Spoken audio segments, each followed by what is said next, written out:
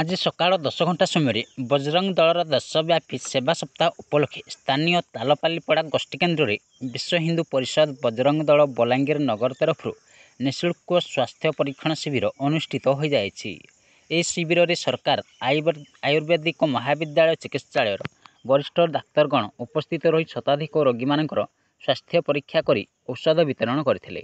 ଏହି କାର୍ଯ୍ୟକ୍ରମକୁ ସଫଳ କରିବାରେ ତାଳପାଲିପଡ଼ା ନିବାସୀ ତଥା ସମାଜସେବୀ ଶ୍ରୀ ରାକେଶ ମିଶ୍ର, ଜିତେନ୍ଦ୍ର ନାଗ, ପିଣ୍ଟୁ ପଢ଼, ଅଶ୍ୱିନୀ ପଟେଲ, ଶ୍ରାବଣ ସ୍ୱାଇଁ, ଆର୍ତ ବାଗ, ବିଦେଶ ସେଠ, ସୀମା ପଟେଲ, ଯମୁନା ସେଠ, ସୁମିତ୍ରା ବିଶି ସହଯୋଗ କରିଥିଲେ। ବିଶ୍ୱ ହିନ୍ଦୁ ପରିଷଦର ପ୍ରାନ୍ତ ସହ ପ୍ରଚାର ପ୍ରସାର ପ୍ରମୁଖ ଶ୍ରୀ ପବିତ୍ର ଦାସ, ବଜରଙ୍ଗ ଦଳ ଓଡ଼ିଶା ପଶ୍ଚିମ ପ୍ରାନ୍ତ ଓ ସଂଯୋଜକ ଶ୍ରୀ ସୌମ୍ୟରଞ୍ଜନ ମିଶ୍ର ତଥା ବଜରଙ୍ଗ ଦଳର ବିନୀତ ମିଶ୍ର, ଅମୀର ତ୍ରିପାଠୀ, ଅବିନାଶ ପାଣିଗ୍ରାହୀ, ସୋନୁ ବଗର୍ତ୍ତୀ, ଠାକୁର ସେଠ ପ୍ରମୁଖ କାର୍ଯ୍ୟକର୍ତ୍ତା ଉପସ୍ଥିତ ଥିଲେ।